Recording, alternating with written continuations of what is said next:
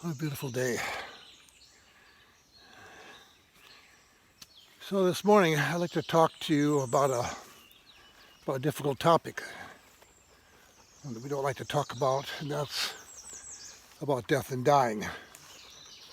It's probably something we've thought about more than we usually do as we go about our daily activities, but as much as we can whistle past the graveyard, we're all going to end up there. That's the truth. That's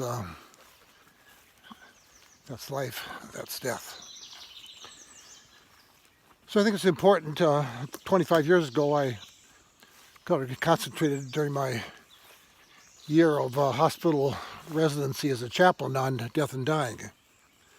I found it a most interesting topic and one that certainly needs attention. I learned a lot in that year and subsequent years being a pastor and being at people with their bedsides as they're dying, and being with people just after a loved one has died. I'm beginning to understand what that is like, and also suffering two close deaths in my own life, a child and a grandchild. So, one thing that people say, and I'm sure you say too, is when I die, I really don't want to die alone, and I don't want to die in pain. And those two requests were heard by people who started the hospice movement years ago. I don't want to die alone. I don't want to die in pain. But of course, this recent crisis, people have died, well, not necessarily alone, but with strangers, not with loved ones. In our own case, just a few months ago, under the nursing home lockdown, my mother-in-law died alone because of visitation requirements and her daughter's health concerns.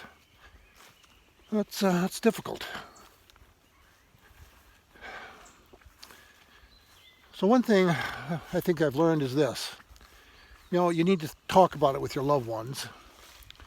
You need to have a power of attorney out there for medical care, for somebody who will make decisions in accordance with your will when you can't make them because you're unable to do so. It's really important. You need to talk about what to expect. We've had those conversations, of course, beginning some 12 years ago now with Samina's diagnosis, and so we had conversations, and I know what she wants. She wants to die out here at the farm. She wants to die with these woods surrounding her. And as her husband and lover, I want to make sure that I'm able to meet that. We try to stay out of the hospital as much as possible. Hospitals are cold places to die in. I mean, they're necessary, but I'm sure if we thought about it, we would prefer to die at home with loved ones and with our pain managed. And that's what hospice provides. So we need to have those conversations, as difficult as they may be, and as much as I might think of other things, my focus is on this geographical place, this old farmhouse, which has captured her heart. And she wants to be here when she dies. So, that's the conversation today. I really urge you to have these conversations. Not because of the COVID-19 crisis, but despite it. Because they are conversations that loving people need to have with one another.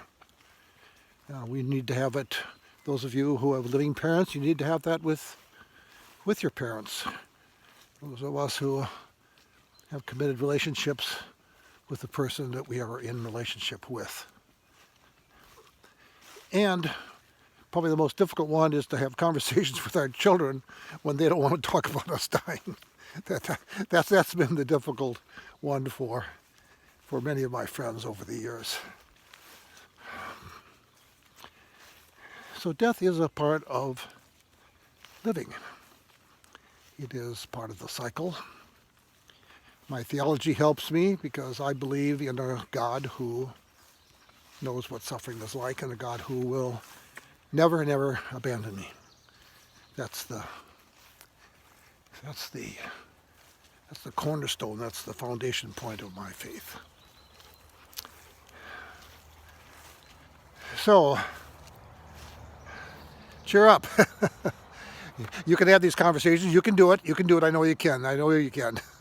And press on and have these honest yet intensely loving conversations. Have a great day. God bless you.